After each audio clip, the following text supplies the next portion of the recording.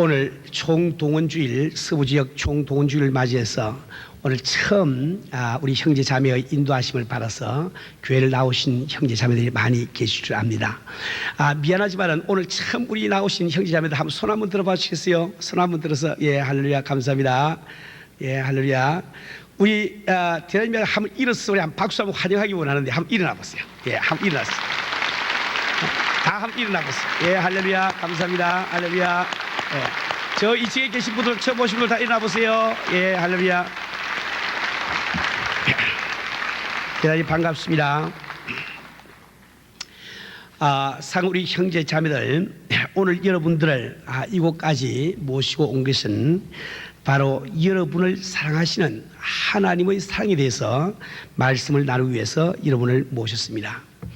아마 오늘 처음 교회를 나오신 여러분들 가운데는 내가 하나님의 존재를 믿지 않기 때문에 나를 사랑하시는 하나님의 사랑을 도무지 인정이 되지 아니하는 이런 분들도 들어 계실 줄 압니다.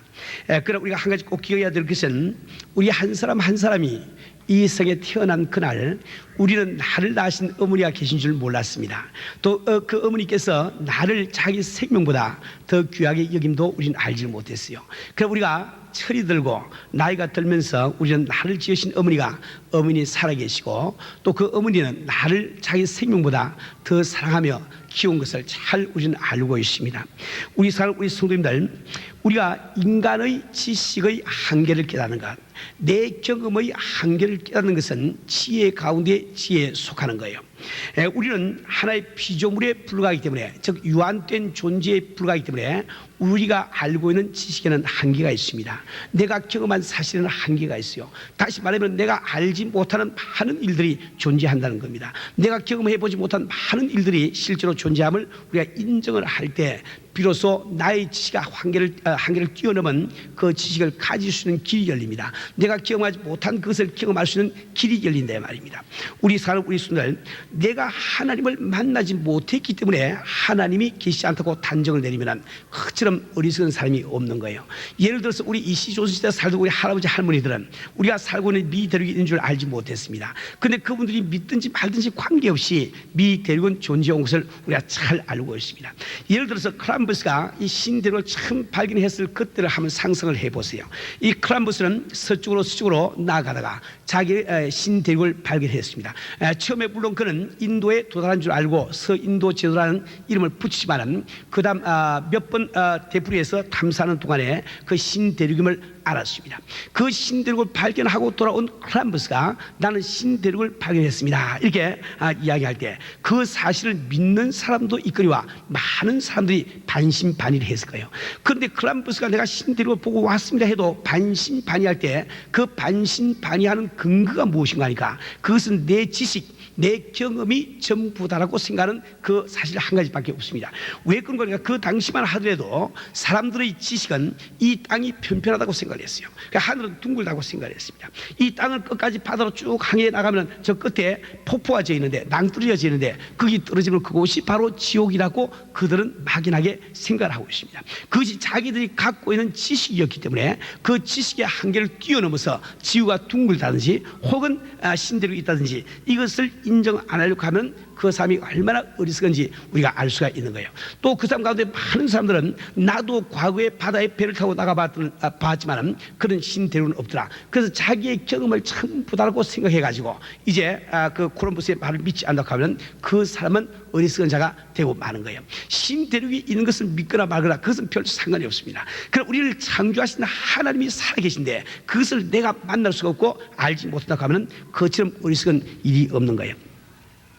여기서 여러분에게 말씀을 전가하고 있는 이 목사도 13년 전까지는 하나님을 전혀 믿지 않은 사람이에요. 하나님을 아주 도무지 믿지 않은 사람이었습니다. 하나님을 얼마나 믿지 아니하는가 하니까 교회에 나와서 참 이렇게 예배를 보러 와서 저는 예배 끝마치고 난 다음에 요 교회 문 밖에 나가서 꼭 담배를 세 대를 피우던 사람이에요. 왜가 혹시 다른 교인들이 나를 예수 믿고 교회 온다고 잘못 오해할까 싶어서 그렇게 일부러 그렇게 하면서 지나던 그런 사람이었거든. 그런데 내가 참 어느 날 아침에 13년 그래서 오늘 아침에 하나님을 만나고 나니까 그것은 나의 경험이 되어버리고 나의 지식이 되어버리고 만 거지요. 그래서 참 하던 사업을 다 그만두고 이 아름다운 복음, 이 귀한 소식을 우리 동족들에게 전하기 위해서 이처럼 목사가 되어 있는 겁니다. 우리 사랑하는 우리 성도들, 아직 여러분이 하나님의 존재를 믿지 아니하고 아직 하나님의 사랑을 인정치 아니한다 할지라도 하나님은 존재하시고 당신을 사랑을 하고 계십니다. 당신을 자기 생명보다 더 사랑하고 계심을 알아야 되는 거예요.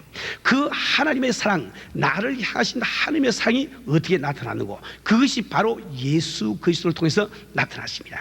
그럼 예수라는 분은 과연 누구신가? 즉 우리는 2000년 전에 유대 땅에 예수라는 분이 태어나서 33 동안 살다가 빌라도 법정에서 사형 선고를 받고 갈보리 사성에서 십자가에 매달려서 피를 흘리며 죽어간 그 사실을 알고 있습니다. 이것은 성경이 말씀할 뿐만 아니라 이 역사가 기록하고 있는 하나의 역사적인 사실이 되는 거예요. 그 역사적인 인물인 그 예수가 바로 우리 하나님의 아들 되신 것, 아들 되심을 이 성경을 이야기하고 있습니다. 그러니까 다시 말하면 예수라는 분은 이 역사상에 산 참 인간임과 동시에 그분께서 바로 무한하신 하나님이심을 이야기를 하고 있습니다. 다시 말하면 2000년 전에 이 땅에 사시던 그 예수님은 나를 만나러 오신 나를 만나러 오신 하나님이심을 우리가 믿어야 되는 거예요. 그런데 저는 이 예수를 믿기 전에, 주님을 만나기 전에 성경을 몰라서 하나님을 만나지 않았던 것이 아닙니다. 기독교를 몰라서 예수를 믿지 않았던 것이 아닙니다. 저는 정주 할아버지 때부터 예수 믿는 가정에 태어나서 유아세례를 받은 사람이에요. 그리고 고등학교 다닐 때 3년 동안 열심히 교회도 나가보고 아주 기도도 열심히 해보았습니다. 그리고 성경도 처음부터 끝까지 3번씩 읽어보고 여기저기 많이 제가 읽어봤습니다. 저는 원래 영문학과 철학을 전공하기 때문에 기독교를 이해하지 않고는 도무지 학문을 할 수가 없어요. 그래서 저는 기독교 서적도 많이 읽으면서 기독교 사상도 많이 연구를 해봤습니다. 그러나 저는 한 번도 하나님이 계시다고 생각도 해보지 않았고 하나님을 만나보려는 그런 그 욕망도 내 마음속에 없이 42년 동안 살아왔습니다. 그럼 왜 그런가 하니까 이 성경이 말씀하시는 것, 즉 이 기독교에서 주장하는 그 교리 가운데 불합리한 것이 너무 많다 말이에요.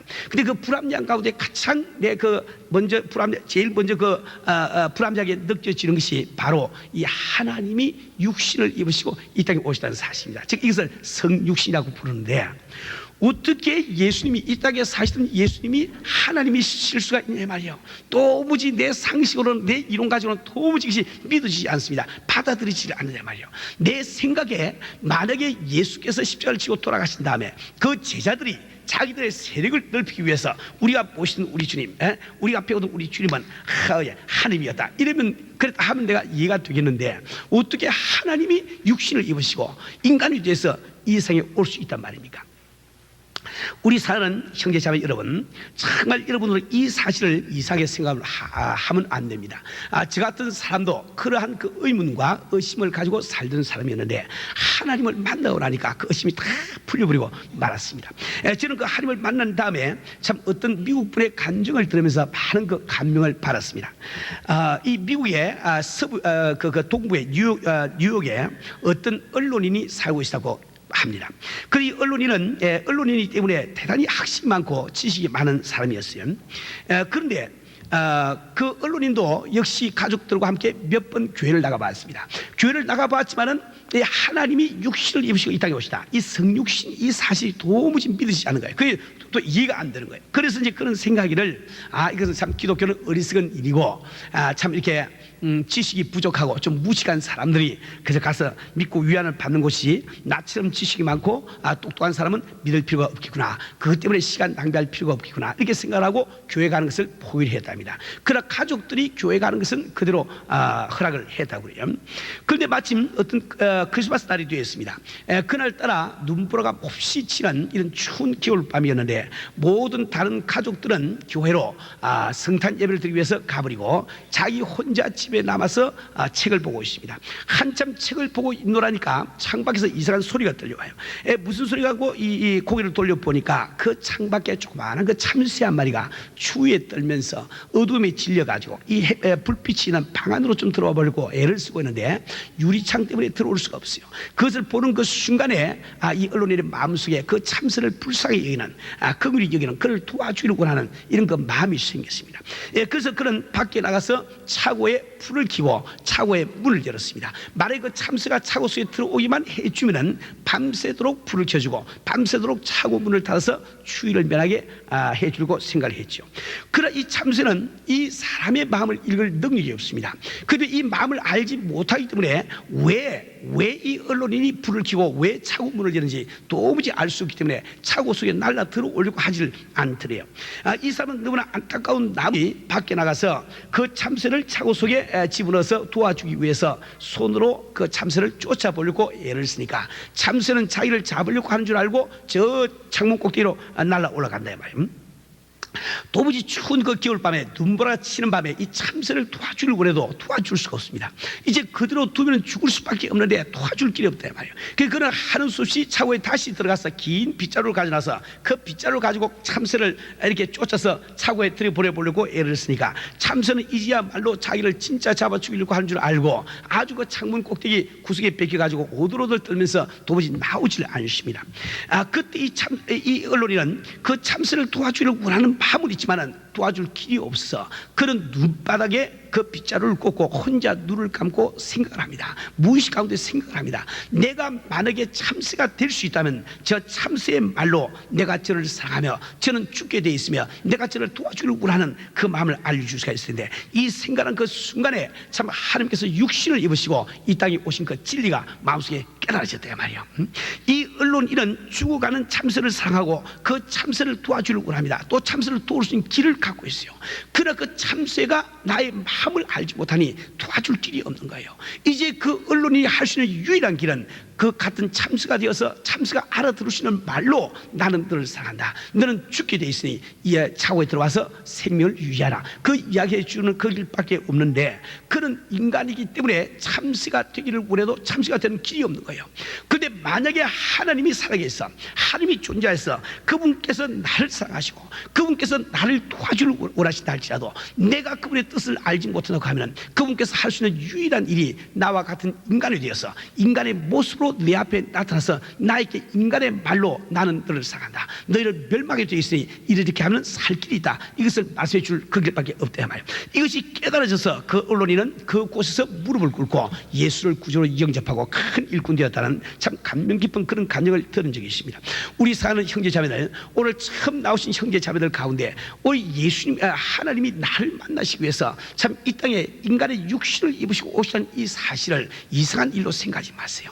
내가 하나님을 알 수 없기 때문에 내가 그 하나님의 심정을 읽을 수 있는 능력이 없기 때문에 오직 하나님이 할 수 있는 유일한 길은 그분께서 인간이 되신 그 길밖에 없고 그분이 그것을 원하신다고 하면 하나님은 전능하시기 때문에 그분은 능히 그 일을 할 수 있는 것을 꼭 믿으시고 이 사실을 그대로 받아들이시고 믿으시길 바랍니다. 그런데 우리 하나님께서 이 예수 그리스도를 이 땅에 보내셔서 우리를 위해서 하신 일이 뭘까요? 그것은 바로 우리의 죄를 짊어지고 십자가를 지는 일이었습니다. 우리의 죄를 짊어지고 십자가를 지는 일. 우리 주님께서 말씀되신 하나님께서 육신을 입으시고 이 땅에 오신 목적이 바로 우리의 죄를 짊어지시고 십자가를 지는 일이었습니다. 우리 형제 자매들은 교회를 오늘 처음 나온다 할지라도 예수가 우리의 죄를 짊어지시고 십자가를 지시다 그 말을 많이 들어보았을 거예요. 들어보았는데 그 뜻이 무슨 뜻인지 잘 오질 않아요. 확실히 오지 않아요. 그러니까 우리의 죄를 짊어지시고 십자가를 지고 돌아가신 이 말씀은 다른 말로 바꾸면 내가 죄인이기 때문에 받아야 되는 벌을 대신 받아주시기 위해서 그분이 십자가를 지시다 이 말 똑같은 말이에요. 우리 주님께서 2000년 전에 십자가를 지시기 위해서는 즉 하나님이 육신을 입으시고 이 땅에 오셔서 그분이 십자가를 지시고 모든 고통과 고난을 다 당하신 것은 내가 죄인이기 때문에 하나님 앞에 받아야만 되는 그 벌을 대신 받아주시기 위해서 그분께서 십자가를 지신 사실을 꼭 아셔야 됩니다. 제가 참 이 기도의 성경을 많이 보면서 예수를 믿지 아니했던 이유가 바로 그 기독교에서 말하는 이 교리가 내 생각에 불합리하기 때문에 내가 믿지 않는다 이렇게 말씀을 드렸는데 그 성육신 사건 다음으로 불합리하게 느껴진 것이 십자가 사건입니다. 그때 그때 저는 이렇게 생각을 했어요. 하나님이 만약에 살아 계시면 그분은 이 우주의 왕이실 텐데 그분께서 그토록 나를 사랑하시고 나를 구원하시고 내게 은혜를 내게 영생을 주기를 원하시면 그분이 하루아침에 나는 모든 인류의 죄를 다 사하노라, 누구든지 다 천국 들어오노라 이렇게 하시면 될 텐데 왜 자기가 이 세상에 오셔서 십자가를 져야만 우리의 죄를 용서해 주시는지 도무지 그 이치가 깨달지 않습니다. 그러나 주님을 만나고 나니까 그 모든 이치가 다 깨달아집니다. 제가 한 가지 간단한 예화를 가지고 이렇게 설명을 해드리려고 원합니다. 오래전에 어떤 나라에 어떤 그 임금이 살았다고 이야기를 합니다. 그 왕은 아주 공의한 왕으로 유명합니다. 그는 왕이 공의롭다는 것은 죄를 지은 자가 있으면 높은 자나 낮은 자나 부자나 가는 자나 똑같이 벌하는 것을 공의롭다고 이야기를 하죠. 자, 그런데 그 왕에게는 호르머니가 한 분 계신데 그 어머니를 사랑하는 효자로 아주 유명합니다. 그런데 그 나라에는 법이 있는데 그 법을 보면은 사람이 어떤 특정한 죄를 짓게 되면 40대 채찍을 맞게 되어 있습니다. 그 당시에 40대 채찍을 맞으려고 하면 죄수를 기둥에 묶어두고 덩어리를 벗긴 다음에 그 다음에 그 가죽끈 끝에 쇠방울들이 달려있는 이런 그 채찍을 가지고 40대를 매를 때리게 되면 그 살갗이 다 찢어져서 흰뼈가 드러난다고 말합니다. 웬만큼 건강한 사람이 아니면 생명을 유지할 길이 없다고 이야기를 합니다. 그런데 어느 날 불행히도 그 왕의 어머니가 그 죄를 지은 것이 탄로가 났습니다. 그때 백성들은 두 표로 나눠졌어요. 한쪽에서는 이야기하기를 우리 왕은 공의로운 왕이시기 때문에 자기 어머니도 똑같이 벌할 것이다 이렇게 주장을 했어요. 또 한편에서 이야기하기를 아니다, 우리 왕은 어머니를 사랑하기 때문에 어머니만은 용서해 주시라고 이야기를 했습니다. 도무지 결론이 나질 않았어요. 그런데 이제 참 재판날이 됐을 때 모든 백성들이 왕궁으로 다 모여들었습니다. 그 왕이 어떻게 재판하는지 그 결과를 보기를 원했던 거죠. 그 왕은 왕자에 앉아서 어머니를 앞에 앉혀두고 국문을 시작합니다. 그 어머니가 죄를 지은 증거가 다 드러났을 때 그 왕은 가차없이 이 죄인을 기둥에 묶으라고 명령을 내렸어요. 그 사람들이 어머니를 끌고 기둥에 묶고 있는 동안에 이쪽에 있는 사람들은 생각하기를 참 이상하다, 참 우리 왕은 과연 공의롭다, 자기 어머니도 조금도 이 살을 두지 아니하고 참 법으로 다스리는구나 이렇게 생각하고, 이쪽에 있는 사람들은 참 이상하다, 어떻게 자기 어머니를 그렇게 사랑하면서도 어머니를 용서하지 않고 어머니를 벌할 수 있을까 이렇게 생각을 했단 말이에요. 그런데 사람들이 그 어머니를 기둥에 묶고 있는 동안에 이 왕은 조용히 일어나서 자기 왕관을 벗고 자기 웃도리를 하나씩 벗기 시작합니다. 자기 윗몸이 다 알몸이 된 다음에 이 왕은 뚜벅뚜벅 걸어 내려와서 이제 기둥에 묶여서 오들오들 떨고 있는 어머니 곁으로 다가갑니다. 그 어머니 곁에 다가가서 어머니를 끌어안고 그 왕은 명령을 내리기를 이 죄인을 채찍으로 치라고 명령을 내렸습니다. 이제 형이가 채찍을 들어서 치니 그 채찍을 맞는 사람은 왕이 맞습니까? 죄를 지은 어머니가 맞습니까? 혹은 죄가 없는 그 왕이 맞습니까? 죄가 없는 왕이 맞게 되는 거죠. 왕은 왜 그렇게 할 수밖에 없습니까? 그런 어머니를 너무너무 사랑하기 때문에 어머니로 하여금 매를 맞게 할 수가 없어요. 그러나 그 왕은 공의로워야 되기 때문에 어머니라도 풀하지 않을 수가 없는 거예요. 그 왕이 할 수 있는 유일한 길은 어머니 대신 자기가 채찍을 맞추는 그 길밖에 없습니다. 우리 사랑하는 형제자매 여러분, 하나님이 존재하시면 그분은 공의로운 하나님이셔야 됩니다. 공의로워야 됩니다. 그분은 공의롭기 때문에 죄를 지은 우리를 용서할 길이 없는 거예요. 우리를 지옥에 보낼 수밖에 없다 말입니다. 그럼 우리 한 사람 한 사람을 사랑하시기 때문에 우리를 지옥에 보낼 수가 없는 거예요. 이제 나머지 유일한 길은 그분께서 이 세상에 오셔서 우리 벌을 대신 받아주시기 위해서 그분께서 십자가를 지는 그 길밖에 다른 길이 없는 거예요. 그러니까 다시 말해 이 복음이라는 것은 다른 것이 아닙니다. 아주 간단한 거예요. 이 복음이라는 것은 2000년 전에 하나님이 스스로 육신을 입으시고 이 땅에 오셔서 나의 모든 벌을 대신 받아주시니 이제 그것을 믿고 너희들은 벌 받지 말아라, 너희들은 참 지옥 가지 말고 영원히 천국에 가서 주님 계신 천국에서 영생을 얻어라, 이 말씀과 똑같은 이야기입니다. 그러니까 다시 말하면 내가 지금 죄를 지어서 10년 징역을 징역을 살아야 되는데 어떤 사람이 내 이름으로 10년 징역을 이미 살아 죽었으면 나는 법적으로 더 살 필요가 없다 이 말입니다. 복음을 어렵게 생각하지 마세요. 기독교를 어렵게 생각하지 마세요. 이 이 복음을 기쁜 소식이라고 부르는 그 이유는 우리 같은 죄인이 죽은 다음에는 반드시 내가 죄값으로 말미암아 영원한 지옥불에 던짐을 받을 수밖에 없는데, 하나님께서 이스라엘에 이 땅에 오셔서 나 대신 모든 벌을 십자가에서 다 받아 주시기 때문에 그것을 믿고 지옥 가지 말고 천국 오너라, 영생을 얻으라. 이것이 바로 복음 중에 복음이다 말입니다. 우리 사랑 우리 순들, 우리 하나님께서 자기의 독생자를 우리 위해서 내어놓는다는 것은 엄청난 사랑의 발로입니다. 그래서 오늘 이 성경 말씀에도 그 하나님의 사랑은 자기 독생자를 우리 위해서 화목 제물로 보내심으로 나타났다, 이렇게 표현하고 있는 말씀이 바로 그 뜻입니다.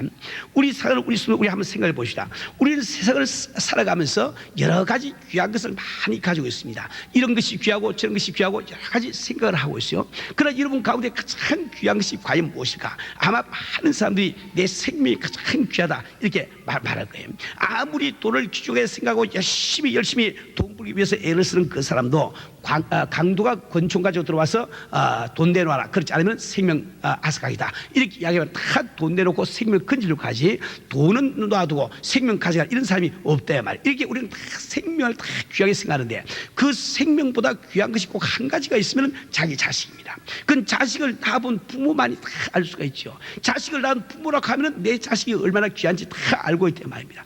우리는 정말 우리의 자식이 어릴 때, 참 죽어갈 때 그 참 어린 자식 대신 내가 죽는다 할지라도 이 자식의 생명을 건졌으면 그 생각 안 해보는 사람이 아무도 없다 말이에요. 정말 우리에게 가장 귀한 것이 우리 생명보다 귀한 것이 바로 자식이라고 할 수 있는 거죠. 그가 하나님께서는 그 귀한 자식, 그 귀한 독생자를 우리를 위해서 내주신 거예요. 그러니까 그분께서 우리를 위해서 독생자를 내어주신 그 한 가지를 보라도 우리는 바로 나를 하신 하나님의 사랑을 깨달을 수 있는 이런 그 지혜로운 사람이 되어야 되는 거예요. 저는 예수를 영접하고 주를 믿고 난 지 한 1년 후에 그런 사건이 한번 벌어진 적이 있습니다. 갑자기 어느 날 아침에 그 당시에 11살 되던 우리 아들이 자다가 말고 숨을 쉬지를 못해요. 숨을 쉬지 못하는데, 숨을 쉬지 못하고 얼굴이 파랗게 이렇게 보라색으로 변하면서 이제 입에서 거품을 내면서 몸이 이게 경직 상태로 들어간단 말이에요. 도무지 그것을 한 번도 경험해 본 적이 없는데 그 아이가 그날 아침에 2번씩이나 그런 현상을 일으킵니다. 너무너무 놀라서 아는 의사에게 전화를 걸었더니 이게 심상치 않은 일이니 그 아이를 빨리 데리고 사무실로 나오라는 거예요. 아직도 이제 참 이른 아침인데 그 아이를 데리고 그 사무실로 갔지요. 그 병원에 갔더니 그 의사가 여러 가지 그 증상을 이야기를 듣는 하는 이야기가 내가 이렇게 진단을 안 해보고 확실하게 이야기를 못하더라도 증상을 듣고 결론을 내려보면 이건 10중 8구 뇌 종양이 생긴 것입니다. 뇌 투머가 생겼다는 거예요. 그 투머가 그래서 저는 이제 뇌 투머가 생기면 어떻게 되는지 전혀 모르는 사람이니까, 의학 상식이 없는 사람이니까 그 투머가 생기면 어떻게 됩니까? 이게 물어보았더니 그 의사가 하는 이야기가 죽지 않으면 간질병에 걸린다는 거예요. 죽지 않으면 간질병. 난 그 당시에 투머가 있어 간질병 생긴다는 걸 처음 전 들었거든. 너무너무 놀라버렸습니다. 깜짝 놀라버렸어요. 이를 어떻게 알 것인가? 이게 참 생각하는데 그 의사가 이야기하기를 내가 전문의가 아니기 때문에 전문의에게 내가 이렇게 레퍼를 해줄 테니까 전문의에게 가서 진단을 받으라는 겁니다. 그래서 그 아이를 데리고 참 이게 브레인 스캔 하는 데를 가가지고 이제 그 이야기를 다 해주고 이제 그 브레인 스캔을 받았습니다. 그 뇌 사진을 다 찍었습니다. 그 의사가 하는 이야기가 내일 아침에 와야 결과가 나오겠지만은 이것은 틀림없이 백발백중 이것은 그 뇌 종양이 틀림이 없습니다. 그래서 이제 그 아이가 죽지 않으면 이제 간질병에 걸리라 이렇게 이야기를 합니다. 그날 저희들은 집에 돌아와서 저희 집사람은 그만 들어 누워버렸어요. 아주 맥이 다 빠져가지고 들어 누워서 울지도 못하고 기도도 못하고 그냥 들어 누워서 죽은 사람처럼 되어버리고, 저는 참 그 소식을 듣고 남자이기 때문에 나가서 일은 보지만은 그 마음의 그 괴로움을 이루 말할 수가 없죠. 그날 저녁에 저는 집에 돌아와서 참 주님 앞에 무릎을 꿇고 아주 진실된 마음으로 부르짖고 기도했습니다. 3시간 동안 있는 힘을 다해서 부르짖고 기도했어요. 저는 아마 예수를 믿고 난 다음에 그때처럼 그렇게 진지하게 있는 힘을 다해서 기도한 적이 없을 겁니다. 그때 저는 주님 앞에 이렇게 기도했습니다. 주여, 나는 43년을 살아왔습니다. 이제 웬만큼 살았으니까 나를 제발 간질병에 걸리게 하시고 이 아들만은 좀 살려주세요. 이 아들만은 좀 건강히 해주세요. 주님 앞에 울부짖고 기도했습니다. 참 제 생각에 참 우리 아들은 상당히 명랑한 편인데 그 아이가 학교에 가서 갑자기 간질병이 이렇게 머리가 발작을 해가지고 자기도 알지 못하게 땅에 들어 누워서 이렇게 거품을 내고 이상한 짓을 이렇게 하고 일어나 보니까 딴 아이들이 자기를 다 이상하게 쳐다봐. 그 왜 그런가 알아봤더니 자기들 간질병이 있어. 그 일생 동안을 그 그늘에서 언제 또 이거 발작할까 그걸 겁을 내면서 살 이 생각을 하니까 도무지 가슴이 무너져서 살 길이 없어요. 내가 견딜 수가 없단 말이에요. 그래서 주님 앞에 진실되게 저는 기도했습니다. 주여, 내가 간질병에 걸린다 할지라도 이 아들만은 좀 구해주세요. 이 아들만은 좀 살려주세요. 저는 간절히 주 앞에 기도했습니다. 참 그 다음날 아침에 저희들이 병원에 갔을 때 그 의사는 이제 그 사진을 다 보여주면서 이쪽인지 이렇게 요만한 그 투머가 있다고 이렇게 이야기를 합니다. 그 이야기를 하면서 그때 그 하는 이야기가 요즘은 약이 좋기 때문에 이 약을 먹이면은 이 발작하는 것을 이렇게 뭡니까 이 억제를 할 수 있으니까 이 약을 자매님들이 피임약을 먹듯이 시간을 콕 맞춰서 먹이세요. 이렇게 아주 주의를 주더라고요. 그래서 제가 참 이렇게 그때 나와서 병원 로비에서 우리 집사람에게 제가 그런 이야기를 한 적이 있습니다. 나는 간밤에 참 기도를 통해서 우리 주님에게 전능하신 하나님에게 내 아들을 맡겼으니 다시 이 약을 먹일 필요가 없다고 생각을 합니다. 그러나 당신이 이 아이의 어머니이기 때문에 약을 안 먹여서 너무너무 마음이 괴로우면 약을 먹이도록 하세요. 그러나 내가 원하는 것은 당신도 불치병을 하나님의 도우심으로 고쳤으니 우리 아들을 주님께 맡기를 원합니다. 이렇게 이야기를 했어요. 그때 참 우리 집 사람이 그 병원 로비에서 내 손을 잡고 그냥 눈물만 흘리고 서 있습니다. 아마 여러분들이 아마 그런 입장이 됐다고 생각하고 한번 상상을 한번 해보세요. 얼마나 우리 사람도 기가 막히겠어요. 이 약을 안 먹이면 지금 간질병이 발작을 한다고 그러는데 남편은 주님을 보이지도 않는 하나님께 맡기고 약 먹이지 말자고 이렇게 얘기하니까 얼마나 마음이 괴롭겠어요. 그거 울면서 그냥 서 있는 거예요. 한 2, 3분 그저 참 이 눈물을 흘리고 서 있다가 그 다음에 제 손을 꼭 쥐면서 저도 하나님께 우리 아들을 맡기겠습니다. 그렇게 이야기를 하더라고요. 얼마나 감사한지. 그래서 그 약을 갖다 제 뜰에 버리고 하나님 앞에 감사 기도하고 나왔죠. 그 후로 우리 아들은 한 번도 간질병이 생긴 적이 없습니다. 발작을 해본 적도 없어요. 근처에 가본 적도 없습니다. 지금 인류대학 졸업하고 잘 지금 지나고 있습니다. 아주 내 투무도 어디 간지 흔적도 없이 다 사라져버리고 말았대 말이에요. 저는 그때 그 경험을 하면서 내 아들이 지금 간질병에 걸릴지도 모른다 그 생각한 그것만 가지고도 하나님께서 나를 위해서 독생자를 주신 뜻이 무엇인지, 그분께서 자기 아들을 이 세상에 보내서 우리를 구하기로 원하신 그 뜻이 무엇인지 이것을 제가 깨닫고 정말 이런 하나님 그 사랑 앞에 내가 감복해서 나는 이 복음을 위해서 일생을 바치라 작정을 해버리고 반 것이죠.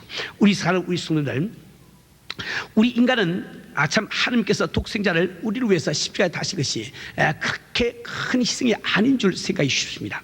그러나 하나님께서 자기 독생자를 우리 대신 십자가에 달았다는 것은 엄청난 희생을 우리 하나님이 치르고 계신 것을 우리는 꼭 아셔야 됩니다. 오늘 시간이 없기 때문에 자세히 그 이야기를 다 설명을 못하지만 제가 어떤 분 한 분의 간증을 대신 말씀드리고 결론을 맺으려고 생각을 합니다. 미국의 어떤 자매님이 결혼해서 아들을 하나 낳은 다음에 남편이 일찍 돌아갔습니다. 이 자매님은 그 아들이 너무너무 귀하기 때문에 그 아들을 잘 키워보기 위해서 재혼도 하지 않고 쭉 지났다고 합니다. 이 자매님은 예수를 잘 믿는 그런 자매님이었는데 이 아들은 자라면서 인물도 잘생기고 머리도 좋고 예수도 참 잘 믿습니다. 아주 교회 가서 모범 학생으로 아주 칭찬이 자자합니다. 이 학생은 드디어 하버드 대학에 입학을 해서 법과에 입학을 해서 졸업을 하고 참 우수한 성적으로 졸업을 하고 변호사 그 자격 시험을 보고 면허증까지 다 땄습니다. 이제 이 아이에게는 아주 창창한 앞날밖에 없습니다. 아주 참 이렇게 그 소망의 앞날이 약속이 되어 있는 거예요. 그런데 그때 한국 동란이 일어났습니다. 한국 전쟁이 일어나서 이 아들이 군인으로 징집이 되어서 한국 전선에 배치가 되었습니다. 그때 이 어머니는 그 아들을 떠나보내고 난 다음에 주야로 주님 앞에 엎드려서 기도합니다. 주여, 내 아들을 지켜보호해 주세요. 내 아들을 이 전쟁터에서 보호해 주세요. 이렇게 그 기도를 하고 있는데 어느 날 전보가 날아왔는데 자기 아들이 한국 전선에서 죽었다는 거예요. 사망했다는, 전사를 했다는 거예요. 그 편지를 받은 그 어머니는 너무너무 가슴이 아픕니다. 그래서 그는 밤새도록 하나님 앞에 매달려서 기도하는데 그 마음속에 아무 위안이 생기지 않습니다. 그래서 그는 그날 아침에, 그 다음날 아침에 자기 목사님에게 편지를 썼어요. 그 편지를 간단히 써서 보내기를, 목사님, 이 불쌍한 여인에게 한 가지 질문에 답변을 해주세요. 우리 아들이 한국 전선에서 무참히 죽어갈 때 우리 아버지는, 하나님은 어디 계시단 말입니까? 질문을 해서 편지를 보냈어요. 이 여인의 사정을 잘 알고 있는 목사님이 그 편지를 받아보니까 너무너무 목사님도 가슴이 아픕니다. 밤새도록 잠을 이루지 못하고 이런 교리 저런 교리를 다 끄집어내서 참 이렇게 그 여인을 참 위로하기 위해서 편지를 썼는데, 아침에 편지를 읽어보니까 10장이나 이렇게 긴 편지가 되더래요. 그런데 그걸 다 읽어봐도 자기 마음에도 위안이 생기지 않아. 그 목사님이 그 편지를 다 구겨서 쓰레기통에 다 버리고 그 목사님도 간단히 편지 한 장을 썼습니다. 편지를 쓰기를, 사랑하는 자매님, 나는 솔직히 당신의 아들이 한국 전세에서 죽어갈 때 우리 하나님이 어디에 계시든지 알지 못합니다.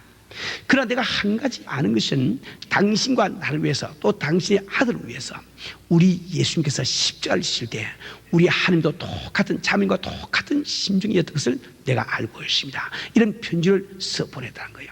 우리 사는 우리 성도들, 정말 나를 사랑하시고 나를 위해서 독생자를 보내신 우리 하나님께서 그를 십자가에 매다시고 나 대신 벌을 받게 하시며 죽음을 경험하게 할 때 우리 아버지의 마음은 얼마나 참 아픈지 이루 말할 수가 없어요. 그것을 이 성경에서 다 말씀을 하고 있습니다. 여러분이 아마 천국 가 보시면은 하나님의 그 심정을 깨달아 알 수가 있을 거예요. 자, 이제 문제는 우리 세상에 사는 사람들이 이러한 하나님의 사랑에 어떤 반응을 보일 것인지, 이것만이 문제가 됩니다. 우리 주님은 우리의 죄를 짊어지시고 죽음 속에 들어갔어요. 죽음 속에 들어갔지만은 짊어지신 그 죄가 자기 자신의 죄가 아니고 우리의 죄니까 그분은 그 죄를 벗어버릴 수가 있어야 말입니다. 그 죄를 벗고 나니까 우리 주님은 하나님이시니까 죄가 없지요. 죄가 없으니까 사망 권세가 그를 가둬두지를 못합니다. 그래서 그런 자기 능력으로, 즉 자기가 죄 없다는 그 능력으로, 즉 하나님의 능력으로 사망 권세를 깨치시고 부활을 해버리고 말았거든요. 우리가 그 기독교에서 부활절을 귀하게 이기는 이유가 바로 그게 있습니다. 바로 우리 주님은 우리의 죄를 짊어지시고 죽음 속까지 들어갔지만은 그분께서 우리의 죄를 벗어놓을 때 죄는 죽음 속에 남아있는데 우리 주님은 부활을 해서 그만 살아나 버릴 때 말이에요. 그 주님께서 이 시간도 하늘나라에도 계시고 이곳에도 계시고 어느 곳에 다 계십니다. 하나님은 바로 하나님이시기 때문에 무수히 부자시다 말이에요. 그래서 우리는 정말 이 하나님의 사랑에 감격해서 그 예수님을 내 마음속에 영접하기만 영접하면 죽어야 되는 내가 영원히 살 수 있는 길이 열린다. 우리가 정말 예수를 믿을 때 영생함을 얻는다는 것은 내가 이제 예수님 믿기로 작정했기 때문에 영생을 바라다 이렇게 생각하고 그냥 사는 것이 아닙니다. 그 생각하고 사는 그 사람들이 여기 모인 것이 아니에요. 우리가 정말 예수를 믿을 때 영생을 받게 되면은 하나님의 영이 새롭게 내 속에 들어와서 내 속에서 하나님의 영이 증거를 해주세요. 그래서 내 마음속에서 화학적 변화가 일어나는 겁니다. 그 마음속에서 그 성령께서 나에게 너의 죄가 사함을 받았다. 참 예수는 바로 그리스도시다. 너는 구원을 받고 하나님의 자랑을 증거를 자꾸 해주시니까 내 마음속에 믿어지는 역사가 일어나는 거예요. 그 얼마나 마음에 기쁨이 생기고 참 좋은지 이루 말할 수가 없습니다. 이것은 자기가 꼭 예수를 믿어 보아야만 알 수가 있습니다. 우리 사는 우리 형제자매들, 내가 마지막 한 마디만 더 이야기를 하기를 원합니다. 우리는 지혜로운 사람이 되어야 됩니다. 예를 들어서 우리는 바람을 본 적이 없습니다. 바람이 본 적이 없지만은 바람이 지나가면서 가지가 흔들리면 바람이 지나가는구나, 이 정도로 우리가 추측할 수 있는 머리가 있지요. 그러면 내가 지금 하나님을 만나지 못해서 알지 못한다 할지라도 하나님이 하고 계신 그 역사를 보고 하나님의 존재에 대해서 추측이라도 할 줄 알아야 됩니다. 예를 들어서 여기 서서 지금 설교하고 온 이 김 목사가 여러분 보시기에 아주 이렇게 지능이 얕아가지고 아마 형편없이 지능이 얕다고 생각하면 할 수가 없겠지요. 그런데 저도 여러분과 똑같이 여러분 정도의 지능을 가지고 여러분과 똑같이 예수 안 믿던 사람이에요. 이와 똑같이 하나님을 인정을 안 하는 사람이야. 많은 사람이 나한테 저도 도무지 안 믿어지던 그런 사람이었습니다. 그런 사람이 어떻게 하루 아침에 하던 사업을 다 버리고 이게 주의 종이 돼서 복음을 전하고 애를 쓰고 있을까? 왜 여러분 주변에 여러분과 똑같은 그런 사람들이 참 보이지 아니하는 그 내가 도무지 알 수 없는 그 하나님을 믿고 열심히 교회를 나가면서 나를 같이 예수 믿게 하려고 그 영생의 선물을 받게 하려고 참 이렇게 노력을 하고 있을까? 그것을 보고라도 오호, 하나님이 계시는가 보다, 요 정도로 추측할 수 있는 머리는 있어야 됩니다. 그 머리도 없으면 야단나 버리죠. 우리 형제 자매들이 오늘 정말 나를 향하신 주님의 상을 내가 꼭 믿으시고 이 주님의 상을 받아들이기를 원합니다. 여러분, 이 상을 받고 나도 예수를 믿기를 원합니다. 예수 믿는 그 뜻은 다시 한번 말씀드립니다. 예수님께서 나의 벌을 대신 받아주신 것을 믿는다 말이에요. 그분께서 나의 벌을 대신 받아주시기 때문에 그걸 믿는 순간에 나는 이제 벌을 안 받아도 좋은 것이 믿어지는 거예요. 그것을 바로 예수를 믿는다고 이야기를 합니다. 그래서 지금 부활하신 예수님 내 마음속에 영접해서 내가 오늘까지는 알지 못해서 나는 육을 쫓아 살고 세상을 쫓아 살고 세상 정욕을 위해서 살아왔지만 이제 내가 이 진리를 알았으니 이제 내가 주님 당신의 뜻을 알고 당신의 뜻대로 행하기를 원합니다. 결단을 내리는 그것을 바로 예수님이라고 이야기를 하는 거예요. 우리 성도들, 오늘 참 교회를 나오신 우리 형제 자매들은 정말 하나님의 상을 그대로 받으리고 정말 영생을 받는 여러분 되시길 주님으로 축원합니다. 이제 우리 다 같이 주님 앞에 잠시 눈을 한번 감으시기 바랍니다. 조용히 눈을 감아보세요.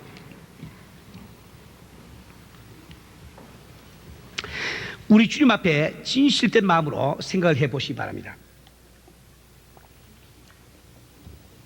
하나님은 공의롭기 때문에 나 같은 죄인을 벌하지 아니할 수가 없고 나를 자기 생명보다 더 사랑하기 때문에 그분께서는 나를 벌할 수가 없습니다. 그래서 우리 하나님께서 독생자를 이 세상에 보내셔서 나 대신 벌을 받게 하심으로 나 같은 죄인이 벌을 받지 않아도 좋은 길을 열어주신 거예요. 이것을 바로 복음이라고 부릅니다. 하나님은 영생을 우리에게 값없이 선물로 주기를 원하시는데 우리가 그것을 믿고 받기만 받으면, 받으려고 하기만 하면 영생이 바로 내 것이 되어버리고 마는 겁니다. 우리 사는 형제 자매들, 오늘 참 교회를 나오시거나 내가 지금 교회를 다니고 있지만은 아직도 예수를 확실하게 내 구주로 영접하지 아니한 이런 사람들이 있으면 오늘 바로 예수를 내 구주로 영접하기를 바랍니다. 오늘 예수를 내 구주로 영접하고 영생을 나의 것으로 만들기를 원하는 사람, 영생의 선물을 받기를 원하시는 분들은 그 자리에서 오른손을 높이 들어서 표를 해주세요. 제가 여러분들을 위해서 기도를 하겠습니다. 예, 감사합니다. 쭉 손을 드세요. 높이 드세요. 높이 들어서 하나님 앞에 표하세요. 손을 다 높이 들어보세요. 예. 오늘 바로 중요한 시간입니다. 영원히 사는 영생을 내 것으로 삼느냐 못 삼느냐 아주 중요한 시간이기 때문에 인간 체면을 생각하지 마시고 내가 정말 나를 상하시는 우리 주님의 상을 믿고 받아들여서 나는 이 진리를 믿고 영생을 내 것으로 삼으리라. 우리 작정을 하시고 손을 높이 드시기 바랍니다. 우리 이 세계에 계신 분들도 우리 예수를 영접하신 분들 다 손을 높이 드세요. 예, 우리 손을 높이 드신 분들은 그 자리에서 조용히 일어나세요. 일어나서 함께 기도하기를 원합니다. 다 일어나세요. 예, 우리 손 드신 분 다 일어나세요. 다 일어나세요. 예, 꼭 우리 영생은 내 선물로 받고 내 것으로 삼아야 됩니다. 여러분들이 이제 저와 함께 기도를 하기를 원합니다. 우리 앉아 계신 분들도 함께 따라서 기도를 해주세요. 한마디 한마디 진실된 마음으로 따라서 기도하시고 그 다음에 제가 여러분들을 위해서 다시 한번 기도를 하겠습니다. 같이 우리 기도하십시다. 살기만 하나님 아버지, 나는 어디서 와서 어디로 가는지 알지 못하며 살아왔습니다. 나는 나의 지식을 모든 것으로 생각하며 나의 경험을 모든 것으로 생각하여 하나님을 인정하지도 아니하고 주님을 믿지도 않았습니다. 그러나 오늘 복음을 듣고 믿기로 작정하고 주 앞에 일어섰습니다. 주님께서 나를 받아주시기를 원합니다. 주님이 흘리신 보혈로 나의 모든 죄를 씻어주시기를 원합니다.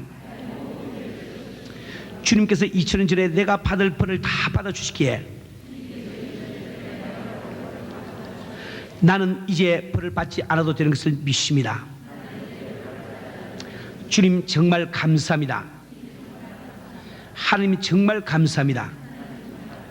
나를 사랑하시는 하나님을 나도 사랑합니다. 끝날까지 나를 인도하여 주시옵소서. 예수님의 이름으로 기도드립니다. 아멘. 같이 우리 기도합시다. 사랑하신 내 아버지, 우리 사랑하는 귀한 형제 자매들이 복음을 듣고 예수를 영접하기 위하여 주 앞에 일어났습니다. 내게 옳은 자를 내가 결코 내어 주지 않겠다고 약속하신 우리 주님, 영접하는 자 곧 그 이름을 믿는 자들에게는 하나님의 자녀가 되는 권세를 주시고 약속하신 우리 주님께서 당시의 보혈로 제대 모든 죄를 깨끗이 씻어 주시옵시고 아버지 주의 성령을 가리게 물 붓듯이 부으셔서 심령 가운데 아버지 믿음에 확신 있게 도와주시길 원합니다. 구원에 대한 확신 있게 아버지 도와주시길 원합니다. 아버지 속에서 임재하심으로 말미암아 하늘나라의 평강과 기쁨이 저들 심령 속에 차고 넘치는 귀한 은혜를 내리시기를 간절히 빌고 원합나이다. 이제 예수를 믿음으로 말미암아 하나님의 자녀가 되어 싸우니 주님께서 저들의 길을 인도하시고 아버지 양육해 주시기를 원합니다. 주님 오시는 그날까지 믿음 변치 아니하고 아버지 주님을 잘 섬기시는 귀한 성도들 속 축복하시기를 간절히 빌고 원합나이다. 이제 아버지 주님을 구주로 영접하고 하나님의 자녀가 되어 싸우니 아버지 저들의 모든 생활을 주께서 책임지시고 아버지 해결하시며 축복해 주시기를 간절히 빌고 원합나이다. 육신도 강건하게 지켜보아시고 가정의 모든 범사도 주께서 순조롭게 인도해 주실 뿐만 아니라 하는 사업에도 주님의 놀라신 축복이 임하셔서 번창하여 번성하는 귀한 아버지 축복을 내리시기를 간절히 빌고 원하올 때 모든 말씀 우리 주 예수 그리스도 받들어 기도드리옵나이다. 아멘. 아멘.